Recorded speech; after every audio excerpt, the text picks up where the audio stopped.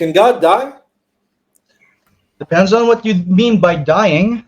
I mean by dying the cessation and the loss of control over life function and bodily function. Bodily functions. Well, that definition implies a body, which God before the incarnation could not, by definition, but God after the incarnation could. Yeah. So did Jesus lose control over bodily functions? He gave them up. In John chapter 10, he says that he lays down his life I voluntarily. didn't ask that. I said, did he lose control or did he not lose control over bodily functions? He lost control, yes. All right. So God lost control over functions?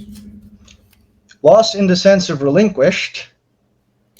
Okay, well, I'm not asking in that sense, because when we die, we actually lose control. We don't just pretend to lose control. Did Jesus actually lose control over bodily functions?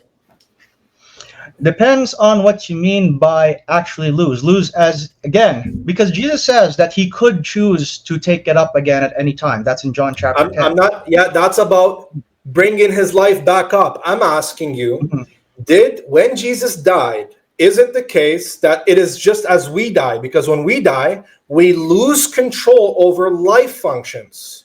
We are Okay, did Jesus go through that? Did he lose control over life functions? Yep. All right, so God can lose control over something? Yeah, if he chooses to. All right, so God can choose to lose an essential property. Thank you very much. Let's What's the move essential on. property? Having Sorry, I'm not supposed to. Essential. You're not supposed to ask me questions, but I'll tell you. Sorry, having power having power and dominion over all things. God can never lose power and dominion over anything. If he lost power and dominion over life functions, he can't be God, which you just conceded to. So Jesus, per you said, if he doesn't have an essential property of Yahweh, he can't be Yahweh. So you just conceded Jesus not Yahweh. Thank you. Proverbs chapter 8, verse 22. Does the Septuagint say that Jesus is created? Yeah, the Greek word does use the word create. So good. Tizo. Good. Is Jesus a creature in any sense? Well, if we're referring to the logos, then no. I mean, if referring to the human body that he acquires. I'm talking about the pre-incarnate wisdom. Is that a creature? Nope. No. All right. Does Proverbs 8:22 say it's a creature? In the Septuagint, it does. In the Masoretic text, it doesn't. Okay. Is one wrong and one right?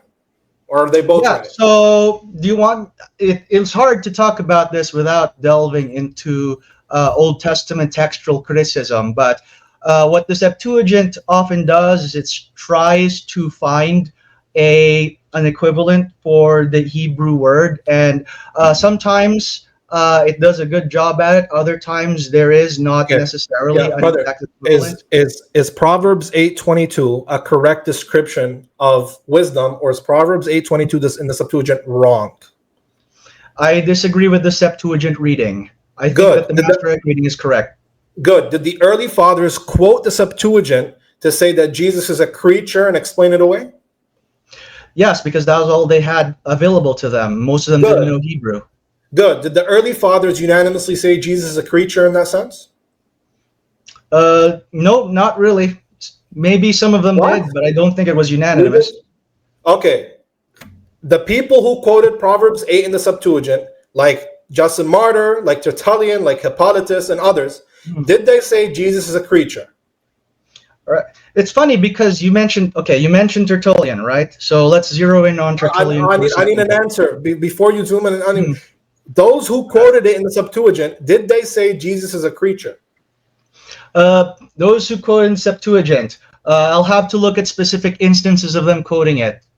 You just said they appealed to it. You just said they appealed to it and they believed it to be right, correct? Proverbs 8:22 specifically, or the Septuagint more generally? Because those are two different things. They only quote the Septuagint. They almost never quote the Hebrew. I know. I'm aware of that fact. All right. So did they appeal to it as authoritative? They appealed to it because it was for most of them, it was the only text they had available. But not all of them did, funny enough. Because if you look at Origen, for example, he occasionally quotes from other Greek translations, such as that of Symmachus and Aquila. All right, good. Those who appeal to it, like Justin Martyr, did they say Jesus is a creature? He may have. I'm a little rusty at that particular point. All right, so he may have said Jesus is a creature. Thank you. Fantastic. Let's move on. Here we go. In Revelation chapter 4, why is God the Father worshipped? Hold on. Let me pull up Revelation chapter 4. So it's going to take too long to pull up, man. Yeah. All right, it's okay. I'll move on. Did you Jesus know the hour? It says to receive glory and power because he created all things, because he created all things. Okay, that's good. In Revelations 5, why is the Lamb worshipped? Because hold up, because he has redeemed for himself all the nations of the earth. Okay, so is God worshipped because he's the essential creator, or because he dies? You're assuming here that is the only reason that the Lamb is worshipped. It doesn't say this is the only reason. Good. Is there anywhere in the New Testament where Jesus is worshipped because he created all things? I believe if you want to count Colossians 1. Colossians doesn't say he's worthy of worship. It's a hymn, isn't it? Is it not? It's a hymn. Who do you sing hymns to? Yeah, there's a number of scholars who there's just no evidence for that. You could posit it's a hymn. In Colossians, it specifically say Jesus is worshipped because he creates all things. Yeah, because in verses 16 and 17 it does. In verse 17 it says Jesus is worshipped because he created all things. Are you just making things up? No, it doesn't use the word worship, but that is the implied. Right. So that's what I asked you. Is there anywhere in the New Testament where Jesus specifically worshipped because he created all things, or is it always he's worshipped because he did something on the cross? Yeah, it doesn't connect those two things in the same place. You have to connect multiple passages together. Thank you very much. In Mark 13, did Jesus know the hour? Nope, he did not know the hour. Oh, okay. Are you a Catholic? Yes. Did you know that? Good. Did you know that Catholics have deemed this to be a heresy called the Agnoite heresy? I literally quoted the Catechism of the Catholic Church. The Catechism says that humanity doesn't know? It says here that he had a human knowledge that was limited. That's in paragraph 472. No, I'm talking about the person. Did he know? Not talking about whether he had a limited nature. Did the person know? Knowing is something that is predicated of the nature in this case. Wait, the person doesn't know? You can't say the person knew? Yeah. Well, again, that's why when it comes to predication, knowledge is something that is attached to the person, but the nature. Right, but it's predicated to subjects, right? Natures don't know things, persons know, right? Mm-hmm. Did Jesus know or not? He did not know. All right. Can God not know something at any time? Hey, I hope you're enjoying the video so far. I just want to remind you, hit the subscribe button and the like button. Also consider supporting the channel at patreon.com/reason and theology, or just hit the join button to become a channel member right here on YouTube. Okay, let's get back to the video. Nope, not unless he chooses to. So Jesus is not God. Wait, you said he could choose not to? He can choose to relinquish that prerogative. What does it mean to relinquish knowledge? What does that mean? To not make use of it even when you have access to it. No, it doesn't say. It doesn't say I don't make use of it. It says I don't know it. Does he know it, or does he just not use it? This is where I would connect it to the kenosis language in Philippians 2:7. He emptied himself. Has no connection. I don't know. I'm asking you what it means to empty knowledge. It means that you have that prerogative, you choose not to make use of it on a temporary basis. Does Jesus say he has knowledge and doesn't use it, or does he say I don't have knowledge? He doesn't have to use those words because we don't isolate text, we connect them together. No, you don't isolate text. Well, Philippians doesn't talk about knowledge. I'm asking you, what does it mean to empty out your knowledge? Knowledge is a predicate where you either know or you don't know. So did Jesus not know? I'll give you an analogy. I have a very, I have a very extensive library of books on verbum, I so I could don't care if you access have. that. I don't have Look, am I 60,000 allowed to books. answer your? Am I allowed to answer the But you're question talking. or You're not? talking to me about books. I'm asking you a question. Am You're I telling me I am have a I library. allowed to? Am I allowed to use an analogy to answer the Yeah. Yeah. question? All right. Yeah. Hurry up. Okay, okay. Let me use the analogy then. So my verbum has a very extensive library. There's a lot of knowledge contained in it, and I can access it at any time. And admittedly, I have been using my verbum library very extensively during our debate. Now, I could have chosen to not use my verbum library, just keep the app off and go buy physical books or what I have stored in my head knowledge. So Jesus relinquishes the use of that knowledge analogically to if I were to choose to relinquish my use of my verbum app during our debate. Yeah, your verbum app is not mental knowledge. Jesus is speaking about mental knowledge. Did Jesus have mental knowledge or not? Yeah, it's an analogy. All analogies break down. There's no analog. An analogy is supposed to have an analog that parallels. Did Jesus have mental knowledge of the hour? No, he did not. All right, so he can't be God because God always has mental knowledge. Thank you. Let's move on. Can God have a higher authority than himself? Can God have a higher authority than himself? Not from outside his being. Yeah, Like there that's is no fine. being. So, No being can have a higher authority than the divine good. essence. And being means what? It means the essence of God. God in His essence. That's just a synonym. That's just a synonym. I'm saying, what does essence refer to here? Is it referring to universal or is it referring to the instantiated particular? In this case, would be referred to the universal. Universals don't have authority. Universals are ideas in the head. You're confused, sir. You're Sir, confused. You're cross-examining. You're supposed to ask questions, not make statements. All right, no problem. Is it an essential property of an instance of divinity to have authority over all things? All things that are outside of its essence. All things that are outside of its universal essence? Yes. So. Okay. Do you and I Yahweh, have? Go basically, ahead. Yahweh has authority over all things that are not Yahweh. Yahweh has authority. Is Yahweh a single self? He is, if we're referring to self in terms of relative identities, then he is three selves. He has three selves. Interesting. So can a self that is Yahweh have lesser authority than another self? Within the hierarchy of the Trinity, that is possible. Okay, so the Father can have a higher authority than him? No, because there's no other person within the Godhead that is higher than the Father. I'm asking about logical possibility. Logical possibility, if there was if there was a person of the grandfather or something, hypothetically, I suppose, but that's not the case here. So let me just confirm. It is logically possible for the Father to have a higher authority than himself, correct? Logically, sure. If the Trinity was composed differently. All right, fantastic. Thank you very much. Can God be tempted? Can God be tempted? People can try to tempt him, but God cannot give in to the temptation. Oh, interesting. Wait, so God can feel internal temptation as long as he doesn't react to it?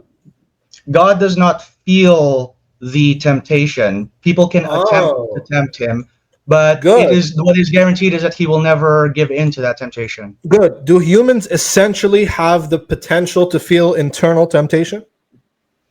Sure, yeah. We do it. Interesting. Does Hebrews 4 say that we have a high priest who has become a human and been tempted in every single way that we have? In his incarnate state, he does experience temptation. Now, it doesn't say anything about the possibility of giving into that temptation. Good. So does Jesus feel internal temptation? It doesn't say anything in those passages about what Jesus felt. It does. It says that he was tempted in every single way that humans are tempted. You said humans are essentially have the potential to be tempted internally. Humans are tempted internally. Did Jesus have every temptation that a human can go through or not? Yeah, that would imply that Jesus has concupiscence, which is something that as a Catholic I reject. What does that mean, sorry?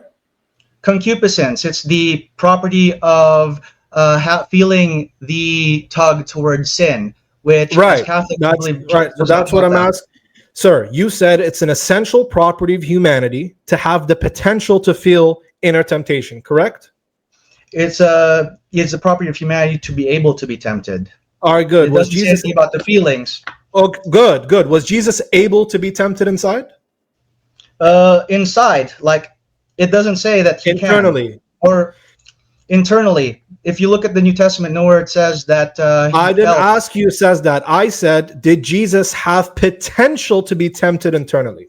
Not that he was. No, I don't think. No, I don't think so. Because So, again, he doesn't. so Jesus wasn't a true man because you said it's an essential property of humanity to have the potential to be internally tempted.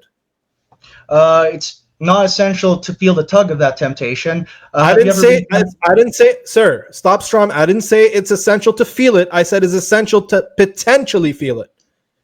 Potentially feel it. Not in this No, I don't think so. All right. So a human can be a human, and it's impossible for him to feel internal temptation.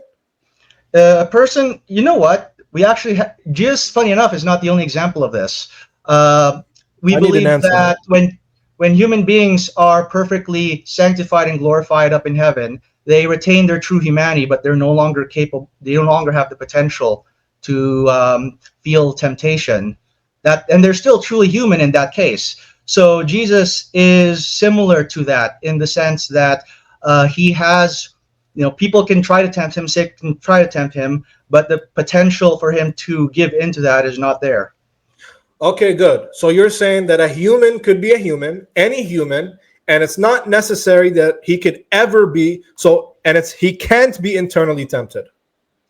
It's either the case. It's either the case that he could or he can't. Which one is it for humanity? It is possible for a true human to not feel the potential to be to not have the potential. There's no such thing as feel the potential. It's either the potential is there or it's impossible. Right.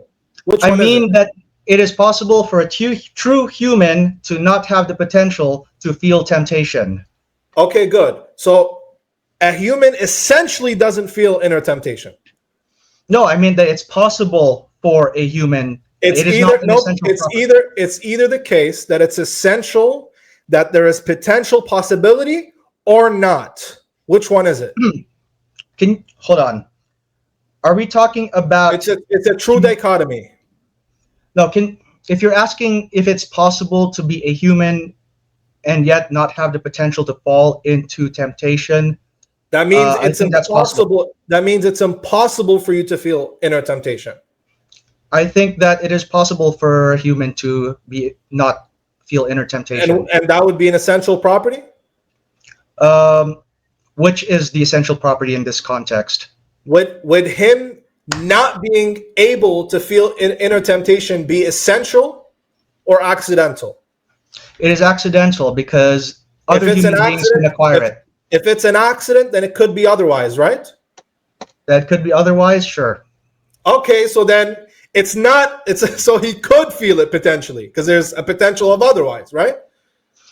Yeah. If Jesus had a fallen human nature, which is what all of us have, then it would be the case. Good. So Jesus had a different human nature than us. He wasn't consubstantial with us. It was not fallen. That's the key difference. I didn't ask that. I said, is it the same human nature or a different human nature? It is the same when vis-a-vis the essential properties of what it means. All right, good. You said it's an essential property of humanity that they can't be tempted. I say, wait. If they're fallen, because again, human beings in heaven, they can't be tempted, but they're still human. Does that make sense? Yeah, I'm asking you, is it an essential property that you can't be tempted, or is it an accident that could be otherwise? It is an accident that could be otherwise. All right. Did Jesus have that human nature? Which human? The human nature of having the potential to be tempted. Yeah. No, he could not be tempted. All right, so Jesus was not consubstantial. You just rejected Chalcedon. Thank you very much. Jesus was not a true human, according to you. Fantastic. How would Jesus being Yahweh and the Father being Yahweh not be two gods? Well, Yahweh here is being used as a synonym for, this context, Yahweh is used to denote the divine nature. Yep. So how would you have two subjects with divinity predicated and not have two gods by classical identity? Yeah, so they are identical vis-a-vis their essence. They're not identical vis-a-vis their relations. Yeah. So you're familiar. I'm sure you're familiar with all of the debates going on in that topic. Sure. Are we done here? Are we done here? I'll give y'all just a second to wrap it up, but we're out of time. So just yeah. Sure. Yeah. So I was. Oh, okay. So does he get to? Do I get to ask another question, or are you just gonna finish?